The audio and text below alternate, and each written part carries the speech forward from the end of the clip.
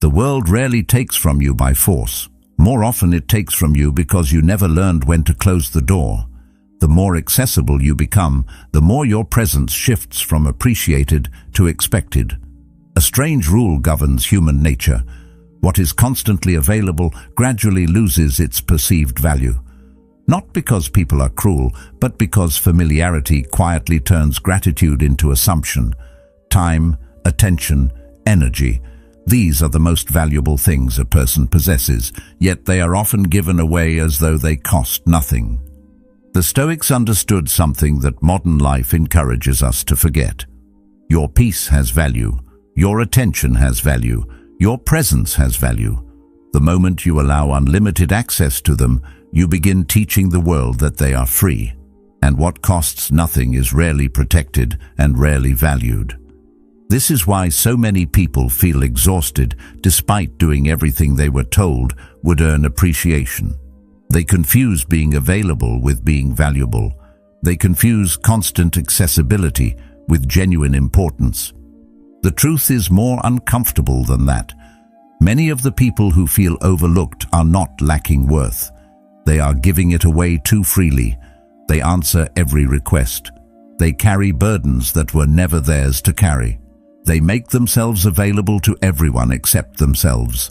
Then they wonder why they feel drained, invisible, and disconnected from their own lives. The problem is not that they have too little value. The problem is that they have forgotten the cost of their own presence. Most people never question the idea that being available is a sign of goodness. It is presented as a virtue from an early age. Answer quickly. Help when asked. Be dependable. Be accommodating. Be there whenever someone needs you. On the surface, these qualities seem admirable, and in the right measure, they are. The problem begins when availability stops being a choice and becomes a condition of existence. Somewhere along the way, many people stop choosing where their time goes and start surrendering it automatically. They become so accustomed to responding to every request that they no longer stop to consider whether the request deserves a response at all. Accessibility becomes the default, and what begins as kindness slowly transforms into something else entirely. Human beings adapt remarkably well. That ability allows us to survive hardship, recover from setbacks, and continue moving forward when circumstances become difficult. Yet the same tendency creates an unexpected problem in relationships. The things that are consistently present often become invisible. Not because they lose importance, but because the mind becomes accustomed to them. Consider the steady ticking of a clock on a wall. At first you notice it. Then it fades into the background. The sound hasn't changed, only your attention has. Something similar happens when a person makes themselves endlessly available. Their presence becomes expected rather than appreciated. Their reliability becomes assumed rather than acknowledged. This can be difficult to accept because it seems to contradict everything people are taught about relationships. Many assume that giving more automatically creates greater value, yet value is rarely determined by effort alone. It is shaped by perception, attention, and scarcity. When something is always available, the mind gradually stops assigning conscious importance to it. This is not necessarily an act of disrespect. It is simply how human psychology works. As Seneca observed, nothing is prized more highly than what is difficult to attain. People notice change more than consistency, absence more than presence, interruption more than routine. A person who is always there eventually becomes part of the scenery in other people's lives.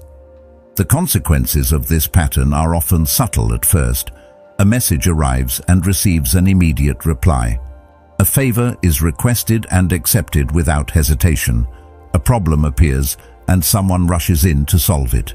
Each moment seems insignificant on its own, yet over time they create an unspoken expectation. Access becomes assumed rather than appreciated. The person giving their energy starts carrying more responsibility while receiving less consideration. Their role becomes fixed. They become the one who understands, the one who listens, the one who adjusts.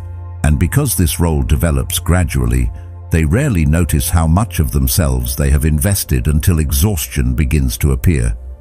Exhaustion is often misunderstood.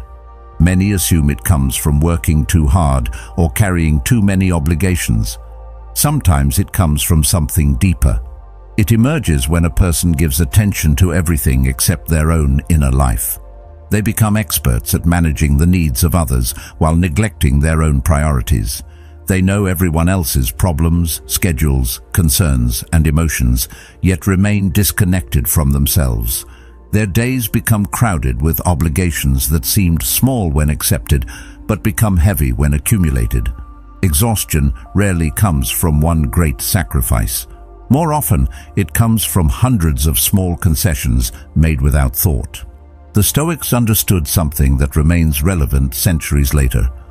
Time is not simply a resource, it is the substance of life itself. Every hour given away is a portion of existence that can never be reclaimed. Money can return, opportunities can return, possessions can be replaced. Time moves in only one direction. This awareness led Stoic thinkers to guard their attention carefully, not because they were selfish, but because they understood that a life spent reacting to everything leaves little room for intentional living. The person who owns their attention owns their direction. The person who gives it away indiscriminately gradually loses both. This does not mean withdrawing from the world or refusing to help others. It means recognizing the difference between conscious generosity and unconscious self-neglect. One comes from strength, the other from fear. Fear of disappointing someone, fear of appearing selfish, fear of being misunderstood, fear of losing approval. These fears quietly influence decisions that seem harmless in the moment. A person says yes because saying no feels uncomfortable. They remain available because setting limits feels difficult. They continue giving because stopping feels unfamiliar. Yet every decision carries a cost, even when that cost remains invisible. Over time, a strange paradox begins to emerge. The more a person sacrifices their own priorities to accommodate everyone else, the less connected they feel to their own life. Their schedule becomes full, but their sense of purpose becomes weaker. Their conversations increase, but their inner clarity decreases.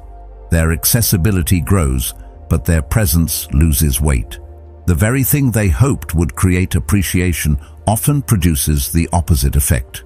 Not because people are intentionally taking advantage of them, but because unlimited access naturally reduces perceived value. There is a quiet lesson hidden inside this realization. Presence gains meaning when it is intentional. Attention gains value when it is directed. Time gains significance when it is protected. The goal is not to become distant or unavailable. The goal is to become deliberate, to recognize that attention is one of the most powerful forms of currency a person possesses. Every conversation, commitment, and obligation represents an investment of that currency. And like any investment, it deserves consideration. Once this becomes clear, a different question begins to emerge. Not how much can be given, but where it should be given. Not how available one can become, but what deserves access in the first place. Because the value of presence is never determined by how often it is offered. It is determined by the awareness behind its offering. And when attention is distributed with intention rather than habit, something remarkable begins to happen. Energy returns, clarity returns, a sense of ownership returns. What was once scattered gradually becomes focused. What was once expected becomes meaningful, and what was once taken for granted begins to carry weight again. If these ideas speak to something deeper within you, consider subscribing, not as a gesture of support, but as a commitment to returning to these principles. In a world that constantly competes for your attention, choosing reflection over distraction is a rare decision. And sometimes, a single idea revisited at the right moment can change the direction of an entire life. The value of something often becomes visible only when it is no longer guaranteed. This is one of the quiet truths that governs human behavior. People lock away what is rare. They protect what can disappear. They pay attention to what is limited. Yet when it comes to their own presence, many act as though these principles no longer apply. They make themselves endlessly available, endlessly accommodating, endlessly predictable. Every message receives an immediate response. Every request receives consideration. Every invitation receives attention. Their presence becomes so reliable that it loses the quality that once made it meaningful. Not because they have become less valuable, but because constant availability removes the possibility of absence. This is not a cynical observation about human nature. It is simply a recognition of how attention works. The mind is drawn to contrast. It notices beginnings and endings, change and interruption. What remains constant often fades into the background, even when it remains important. As Aristotle observed, we value what is rare more than what is abundant. The air in a room is essential, yet few people think about it until it becomes difficult to breathe. The same pattern appears in relationships, workplaces, and everyday interactions. A person who is always available can become so familiar that their presence is assumed rather than valued. Their reliability becomes an expectation rather than a gift. Over time, that expectation becomes invisible. The Stoics understood the importance of remembering that nothing is permanent. They reflected regularly on loss, not because they were pessimistic, but because they knew awareness sharpens appreciation. When people remember that something can disappear, they see it differently. They stop treating it casually. They stop assuming it will always be there. They become more attentive, more grateful, more conscious. Yet many people unknowingly create the opposite effect in their own lives. They remove all uncertainty from their availability. Others never have to wonder whether they will answer, whether they will show up, or whether they will make time. The answer is always predictable. Eventually, predictability turns into assumption. There is a subtle cost hidden inside this pattern. It rarely announces itself dramatically. Instead, it appears through small moments that seem harmless on their own. Agreeing to another commitment despite feeling exhausted, rearranging plans to satisfy someone else's expectations, accepting responsibilities that were never yours to carry. Each decision feels minor. Each accommodation seems reasonable, yet these moments accumulate. They form habits. Those habits become identities. Before long, a person becomes known more for their accessibility than for their values, goals, or aspirations. They become the one who is always there, even when being there comes at the expense of their own well-being. What makes this particularly difficult to recognize is that it often feels virtuous. Society frequently rewards availability. People are praised for being helpful, dependable, and selfless. These qualities have value, but they can become distorted when disconnected from discernment. There is a difference between generosity and automatic compliance. One comes from intention. The other often comes from fear. Fear of disappointing someone, fear of appearing selfish, fear of creating discomfort. These fears operate quietly beneath the surface, influencing choices that seem insignificant in the moment but become significant over time. Many people spend years living according to expectations they never consciously chose. They attend gatherings they do not enjoy. They participate in conversations that leave them drained. They commit to obligations that pull them away from what truly matters. They become so busy responding to external demands that they lose sight of internal priorities. Then a strange feeling begins to emerge. Their days are full, yet they feel disconnected. Their schedules are crowded, yet their progress slows. Their attention is constantly occupied, yet their deeper goals remain untouched. This confusion is often mistaken for a lack of motivation, when in reality it is a lack of alignment. Every commitment carries an unseen consequence. Time invested in one direction cannot be invested elsewhere. Attention given to one thing is attention unavailable for another. This reality is simple, yet it is easy to ignore. Every unnecessary yes contains a hidden no. A no to rest, a no to growth, a no to reflection, a no to work that matters.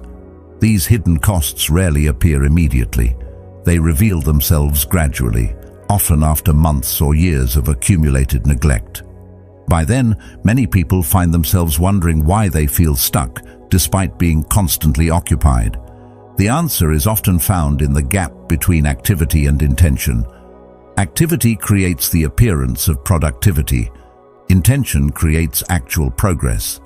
A person can spend an entire day responding to requests and still move no closer to the life they want. They can satisfy countless expectations while abandoning their own. The danger is not that others ask for too much. People will always have needs, opinions, and requests. The greater danger is forgetting that access to your time is not an entitlement. It is a privilege. When this distinction becomes blurred, priorities begin to collapse under the weight of endless obligations. This realization changes the way a person views responsibility.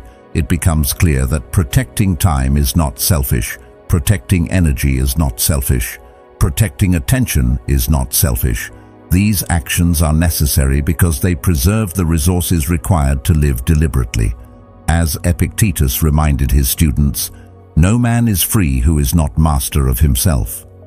A person who never protects their attention eventually loses control over where it goes.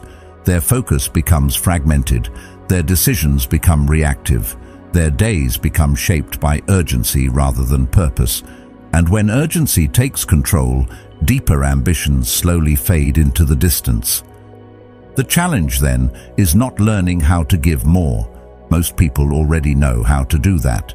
The challenge is learning when to pause, learning when to decline, learning when to allow space between a request and a response. That space is where intention lives. It is where clarity emerges.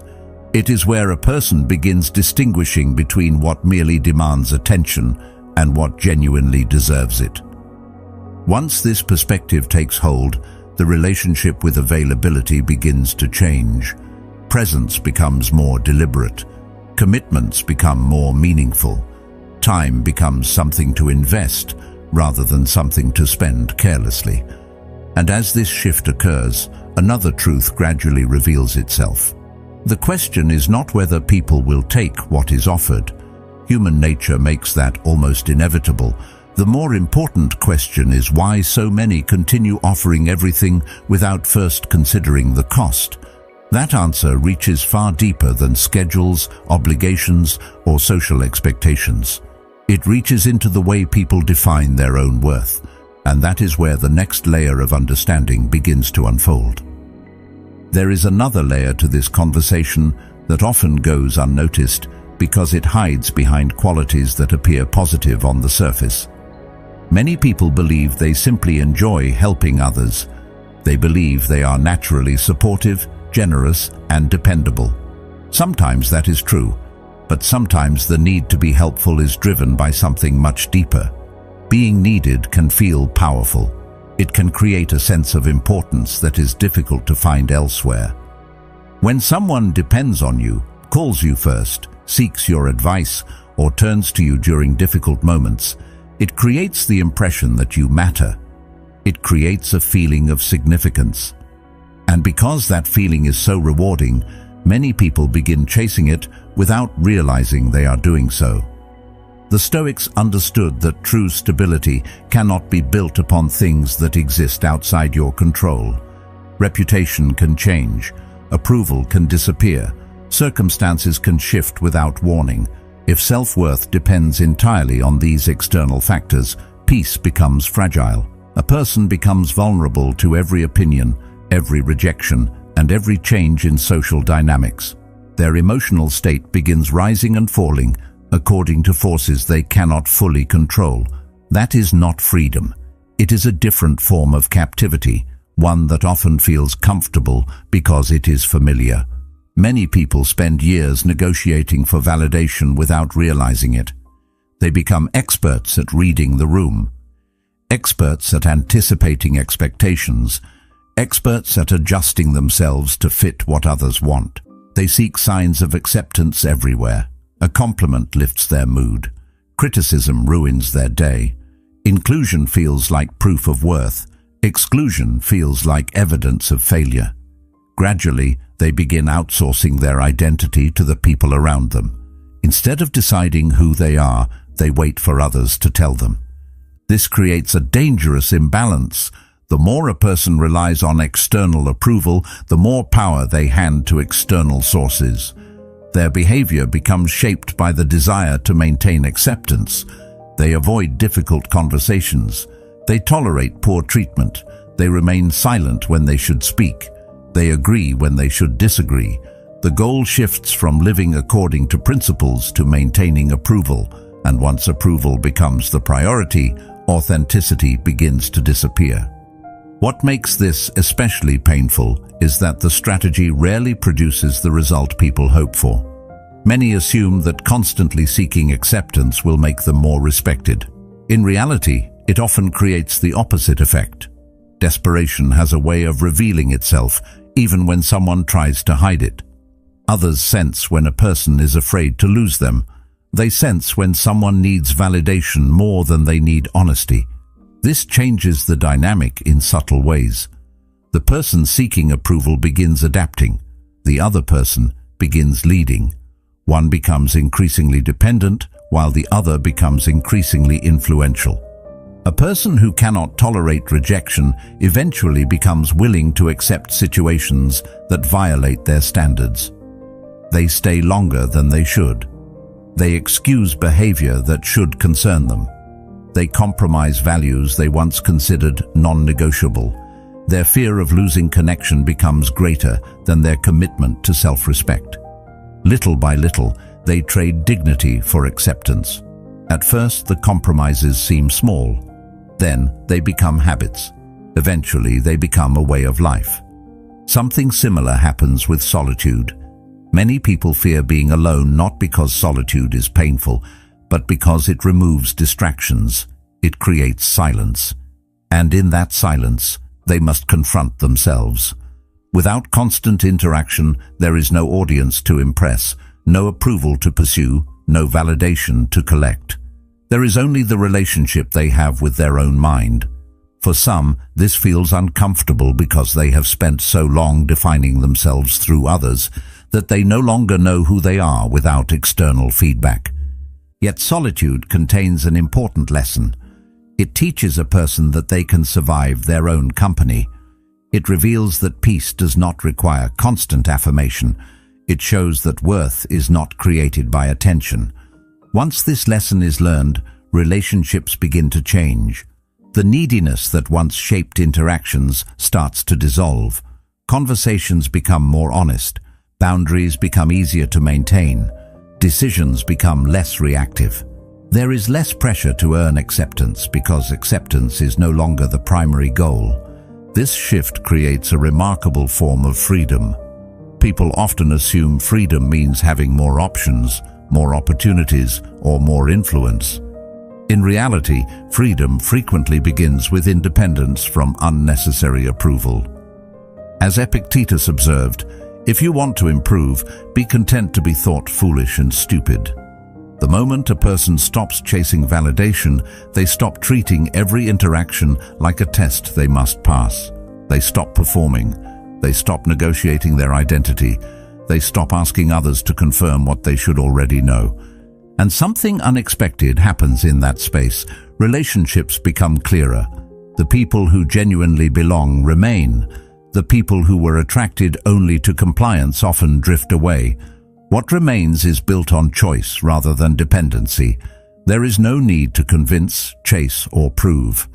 There is only the quiet confidence that comes from standing firmly in one's own values. From that position, connection becomes healthier because it is no longer driven by fear. It is driven by intention. And when intention replaces desperation, a person stops begging to be chosen and begins choosing for themselves. Once a person stops chasing approval, another change begins to unfold almost naturally. It is quieter than the first transformation, but often far more powerful. The need to constantly justify every decision starts to fade. Many people do not realize how much energy they spend explaining themselves until they stop doing it. They explain why they declined an invitation. They explain why they changed direction. They explain why they need time alone. They explain their goals, their priorities, their boundaries, and even their preferences. Every decision is accompanied by a defense, as though simply choosing a path is not enough. It is as if permission must be obtained before action can be taken. Yet beneath all these explanations lies a deeper concern. The fear that someone might disagree. The fear that someone might not understand. This fear influences behavior more than most people realize. It encourages over-communication where clarity would have been sufficient. It turns simple decisions into lengthy justifications. A person says no, then spends 10 minutes explaining why. They choose a different path, then feel obligated to convince others that the choice makes sense. They establish a boundary, then immediately begin defending it. The pattern becomes so common that it feels normal. Yet when examined closely, something interesting appears. The explanation is rarely for the benefit of the listener. More often, it is an attempt to reduce personal discomfort. It is a way of seeking reassurance that the decision will be accepted. Marcus Aurelius spent much of his life surrounded by criticism, expectations, and conflicting opinions. Yet his writings rarely suggest that peace comes from changing how others perceive you. Again and again, the focus returns inward. Govern your own mind. Fulfill your responsibilities. Live according to your principles. The opinions of others may exist, but they do not have authority over your character unless you grant it. This perspective creates a profound shift in how decisions are approached. Instead of asking whether everyone will understand, the question becomes whether the action aligns with what is right and necessary. Many people struggle with this because they confuse understanding with agreement. They want others to understand their choices, but what they are often seeking is approval. Understanding cannot always be guaranteed. People interpret actions through the lens of their own experiences, preferences, and expectations. Two individuals can witness the same decision and arrive at completely different conclusions. One may respect it, another may criticize it. Trying to control those interpretations becomes an endless task, because the outcome remains outside your control. The Stoics recognized that energy invested in controlling uncontrollable things is energy wasted. This realization changes the relationship with misunderstanding. Most people treat misunderstanding as a threat. They fear being judged unfairly. They fear being perceived incorrectly. They fear becoming the subject of assumptions they cannot correct. Yet being misunderstood is often less damaging than abandoning your own convictions in an effort to avoid criticism. A person who constantly adjusts their behavior to satisfy every expectation eventually loses sight of what they actually believe. They become skilled at managing perceptions, but disconnected from themselves. The cost of that trade is rarely worth paying. There is a certain strength that emerges when a person becomes comfortable allowing others to hold incomplete information. Not every decision requires a detailed explanation. Not every choice requires public approval. Not every boundary requires a debate. Sometimes a simple response is enough. Sometimes silence is enough. This can feel uncomfortable at first because many people have spent years believing that they owe explanations to everyone around them. The habit runs deep. Yet as the habit weakens, a surprising sense of freedom begins to appear. Part of that freedom comes from recognizing how often explanations invite unnecessary negotiation. The moment a person offers a long justification, they often create an opportunity for others to challenge it. The conversation shifts away from the decision itself and toward defending the reasoning behind it. Soon the focus is no longer on personal values, but on persuading someone else. A boundary becomes a discussion, a decision becomes a debate, a preference becomes something that must be validated. This process quietly transfers authority away from the individual and places it into the hands of external opinion. Perhaps this is why some of the strongest individuals are often quieter than expected. Their silence is not insecurity. It is not withdrawal. It is not a lack of knowledge. It is discipline. They understand that words carry weight when they are used carefully. They understand that not every opinion deserves a response, and not every misunderstanding requires correction. Their attention remains focused on what matters, rather than becoming entangled in every external reaction. Over time, this approach creates a different relationship with influence. Influence no longer comes from convincing everyone. It comes from consistency, from alignment between words and actions, from the quiet certainty that emerges when a person no longer feels obligated to explain every step they take. And once that certainty develops, silence stops feeling empty. It begins to feel powerful, because within that silence lies something most people spend their entire lives searching for, but rarely find: the confidence to trust their own judgment without needing constant confirmation from the world around them. The moment a person becomes comfortable with silence, they begin noticing things that were previously hidden beneath noise, not because the world suddenly changes, but because attention changes. Most people move through conversations focused on what they are going to say next. They listen just enough to respond. They observe just enough to participate. Their minds are occupied with preparing, explaining, defending, or expressing. As a result, they miss countless details that reveal the true nature of the people around them. As Epictetus wisely noted, "We have 2 ears and 1 mouth so that we can listen twice as much as we speak." Silence interrupts this pattern. It creates space. And in that space, observation becomes possible. People reveal far more than they intend to reveal. Not through grand confessions or dramatic moments, but through small, consistent behaviors. Through the way they respond to disappointment. Through the way they speak about others when those people are absent. Through the promises they make and the promises they keep. Through the emotions they display when circumstances stop favoring them. None of this requires interrogation. None of it requires manipulation. It simply requires patience. Given enough time, most individuals tell their story without realizing they are doing it. Their priorities become visible. Their character becomes visible. Their intentions become visible. The information is almost always there for those willing to pay attention. The difficulty is that many people are too eager to fill every moment with words. They reveal their plans before they have taken action. They announce goals before they have built discipline. They speak about ambitions while neglecting the work required to achieve them. There is a strange comfort in talking about progress because talking can create the illusion of movement. Yet words often provide satisfaction without accomplishment. The mind receives a temporary reward for sharing an intention, and that reward can reduce the urgency to act. What was supposed to become reality remains trapped in conversation. Something similar happens with frustration. A difficult experience occurs, and the immediate impulse is to express every emotion attached to it. Anger seeks an outlet. Disappointment seeks validation. Confusion seeks agreement. Yet not every feeling improves when it is immediately released. Some emotions become clearer when they are first examined in private. They settle. They reveal their source. What initially appeared to be anger may actually be insecurity. What appeared to be resentment may be disappointment. Reflection creates understanding. Reaction often bypasses it. The same principle applies to conflict. Many people feel compelled to engage in every disagreement they encounter.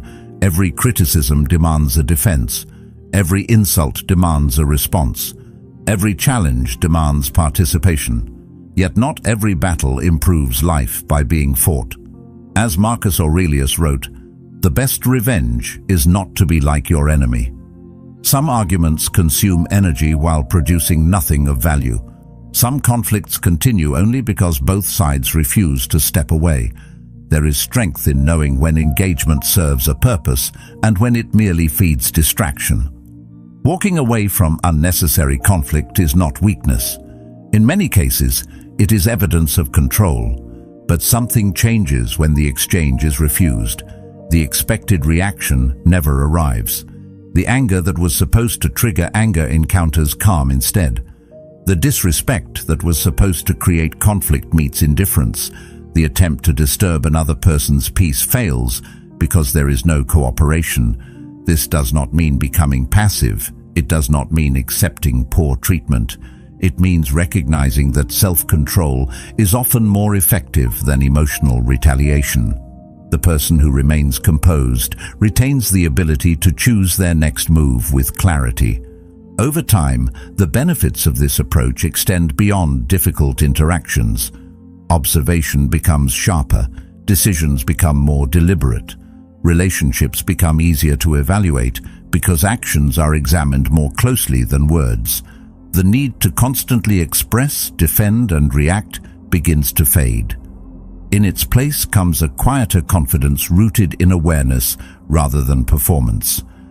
And from that awareness emerges an important realization. The greatest influence a person can possess is rarely found in controlling others. It is found in maintaining authority over themselves, especially when circumstances invite them to surrender it. The ability to govern yourself is one of the rarest qualities a person can develop. Many spend years trying to gain influence over circumstances, opportunities, and other people, believing that control over external conditions is the highest form of power. Yet external conditions are unstable by nature. People change, situations change, opportunities appear and disappear. Even the most carefully constructed plans can be interrupted by events beyond anyone's influence. This is why the Stoics placed such importance on self-mastery. They understood that a person who depends entirely on external outcomes will always live on uncertain ground. But a person who learns to govern their own thoughts, actions, and responses carries stability wherever they go. One of the most powerful fears is the fear of loss. The fear of losing connection, the fear of losing opportunities, the fear of losing security, the fear of losing approval.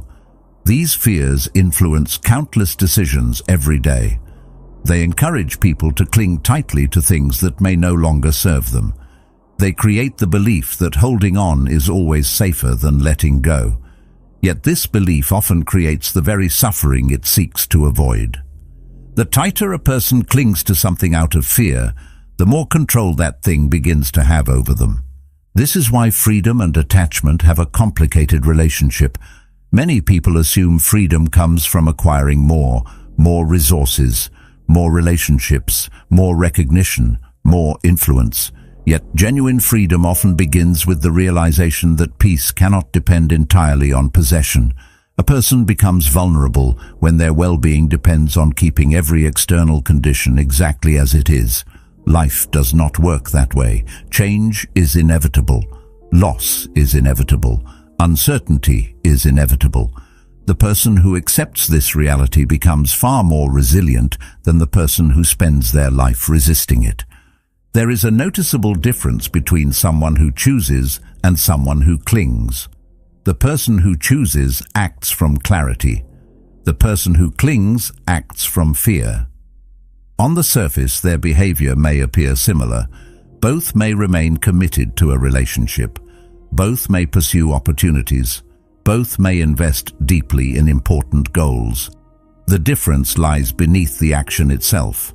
One acts because the choice aligns with their values. The other acts because the alternative feels unbearable. One moves towards something meaningful. The other runs from something frightening. This willingness creates a form of strength that cannot be manufactured through appearance alone. Many people attempt to project confidence while privately fearing every possible loss. Their confidence depends on circumstances remaining favorable. The moment circumstances change, their certainty disappears. Genuine confidence works differently. It emerges from the knowledge that discomfort can be endured, rejection can be survived, solitude can be tolerated, failure can be learned from. This knowledge reduces fear because it removes the illusion that every setback is catastrophic. As this understanding deepens, relationships begin to change. Decisions become clearer. Standards become easier to maintain. There is less temptation to tolerate situations that undermine self-respect, not because a person becomes rigid or demanding, but because they recognize the cost of abandoning their own values. The need to please everyone begins to fade. The need to secure every opportunity begins to fade. What remains is a growing commitment to alignment between actions and principles. This commitment produces an unexpected sense of abundance, not abundance in the material sense, but abundance in perspective.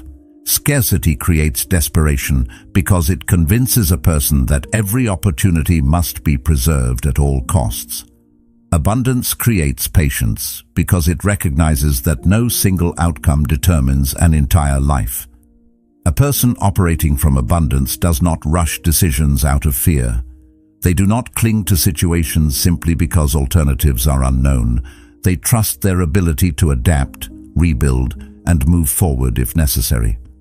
This realization changes priorities.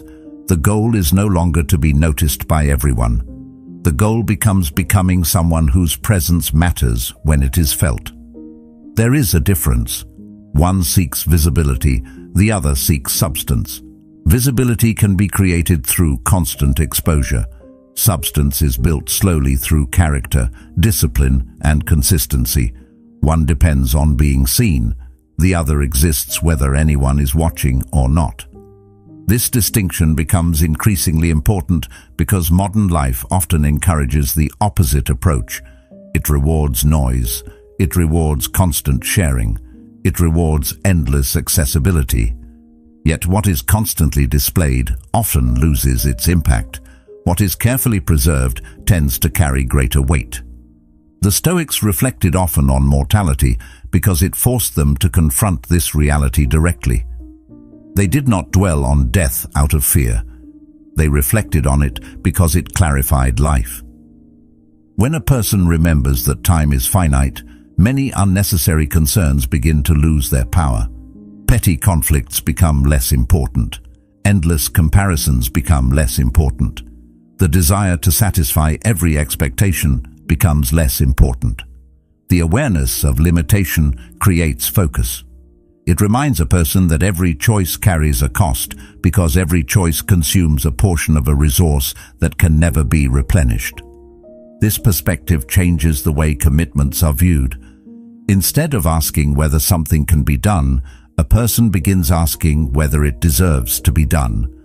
Instead of automatically accepting every invitation, request, or obligation, they become more selective. Not because they think they are superior to others, but because they recognize that saying yes to one thing always means saying no to something else. As Seneca warned, it is not that we have a short time to live, but that we waste much of it. A commitment accepted without thought may eventually take time away from a goal that genuinely matters. A distraction accepted casually may consume energy that was needed elsewhere. Small decisions accumulate. Over time, they shape entire lives. The people who carry themselves with the greatest sense of presence often understand this principle deeply. Their words carry weight because they do not speak carelessly. They listen before responding. They think before committing. They avoid making promises they cannot keep. When they offer their attention, it feels meaningful because it is not distributed automatically. There is a difference between attention that is given deliberately and attention that is given out of habit. One communicates respect, the other often communicates obligation. Something interesting happens when a person begins treating their own time with respect. Other people notice, not always consciously, but they notice. Boundaries become clearer, expectations become healthier, interactions become more intentional. The individual who respects their own attention teaches others how to respect it as well. This lesson is rarely communicated through words. It is communicated through behavior, through consistency, through the willingness to protect what matters without apology. People learn what is acceptable by observing what is tolerated. They learn what has value by observing how it is treated. Many spend years trying to earn respect directly. They argue for it. They demand it. They become frustrated when it is not given. Yet respect rarely emerges from demands. It emerges from conduct. It grows when actions align with principles. It grows when standards are maintained consistently. It grows when a person demonstrates that their values are not negotiable simply because external pressure appears. The individuals who command respect most naturally are often the least concerned with chasing it. Their attention remains focused on living according to what they believe rather than constantly seeking validation from others. This creates a subtle but important shift in identity. A person stops viewing accessibility as proof of goodness. They stop assuming that endless availability is a virtue in itself. Instead, they recognize that accessibility is a choice, a meaningful choice, one that should be guided by purpose rather than habit. Not everyone deserves unlimited access to your energy. Not every request deserves immediate attention. Not every opportunity deserves acceptance. Discernment becomes more important than availability. Intention becomes more important than reaction. As this understanding deepens, life begins to feel different. There is less urgency to prove worth, less pressure to remain constantly visible, less fear of missing out on experiences that do not align with personal priorities. A quiet confidence begins to emerge, not the confidence that comes from superiority, but the confidence that comes from clarity. The confidence of knowing what matters and what does not. The confidence of understanding that attention is finite and therefore valuable. The confidence of recognizing that presence becomes meaningful when it is offered consciously rather than automatically. This is where many people discover something they had been searching for all along. They discover that value does not come from being everywhere. It comes from being fully present where it truly matters. It does not come from endless availability. It comes from thoughtful investment. It does not come from collecting approval. It comes from living in alignment with principles that remain steady regardless of who is watching. And when a person reaches that point, their presence begins carrying a different quality.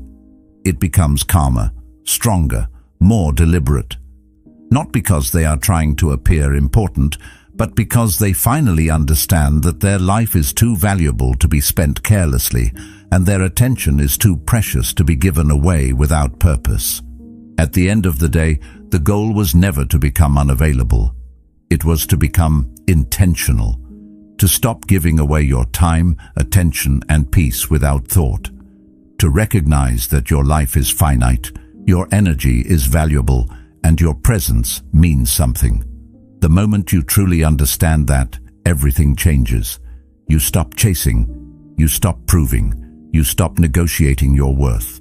And in that quiet space, you begin to discover a freedom that no one can give you and no one can take away. Thank you for spending this time with Stoic Journal. In a world that constantly demands your attention, choosing reflection over distraction is a rare act of strength. If this message resonated with you, stay with that feeling for a moment and continue the journey by watching one of the videos on your screen now.